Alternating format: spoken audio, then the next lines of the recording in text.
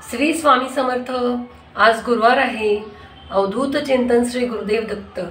तर श्री स्वामी समर्थ हे गुरु दत्तात्रयांचे अवतार असून त्यांनी ह्या आत्ताच्या सत्ययुगामध्ये सुद्धा ते आपल्याला प्रत्यक्ष अप्रत्यक्ष रूपात दर्शन देऊन अनुभूती देत आहेत। आपली कामं ते आपले करत आहेत। आणि म्हणून स्वामी समर्थांचा जप करणं किंवा स्वामी समर्थांची सेवा करणं, प्रत्येक घर हे स्वामीमय होणं खूप गरजेचं आहे। कारण स्वामीमय वातावरणातूनच आपल्या घरांमध्ये एक आध्यात्मिक स्पंदनं तयार होतात। कारण आपण सर्वजण पूर्वजन्मात जे काही कर्म आहे त्या कर्माचा हे घेऊनच ह्या जन्म घेतलेला असतो। आणि जर पूर्वकर्म जर दूषित असतील किंवा खराब असतील तर त्याचे फटके आपल्याला ह्या जन्मात भेटत असतात।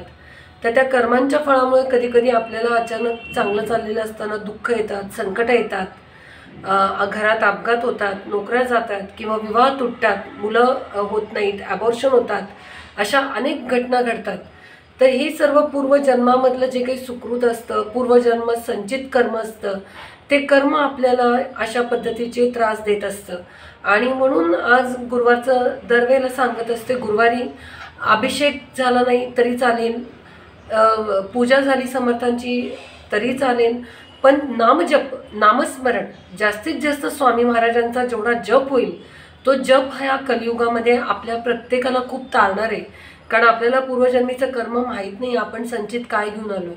आणि त्या कर्माच्या विरुद्ध जर लढायचं असेल तर त्याच्यासाठी कुठलंही हत्यार आपलं वापरून चालणार नाही।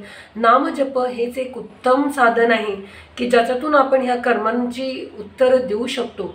त्या वाईट कर्मातून आपल्याला मुक्ती करायची असेल, आपल्याला चांगला मार्ग जगायचा असेल, चांगली नोकरी जगायची असेल, चांगलं वैवाहिक आयुष्य जगायचं असेल, मुलाबाळांना चांगलं यश हवं असेल अभ्यासात, तर आपल्याला नामस्मरण हे रोज केलं पाहिजे। आज गुरुवार आहे, तुम्ही अंतःकरणातून स्वामी महाराजांचं नामस्मरण करा, अभिषेक करा, पूजा करा, जी सेवा शक्य ती करा, पण नामस्मरण नक्की करा। नामस्मरणातून तुमची नोकरी, विवाह, अभ्यासाचे प्रश्न नक्की सुटतात, घरात आरोग्य लाभतं। तरी तुम्ही या सेवा सुरू करा आणि आपले काही अनुभव असतील तर शेअर करा, काही प्रश्न असतील तर तेही सांगा। श्री स्वामी समर्थ।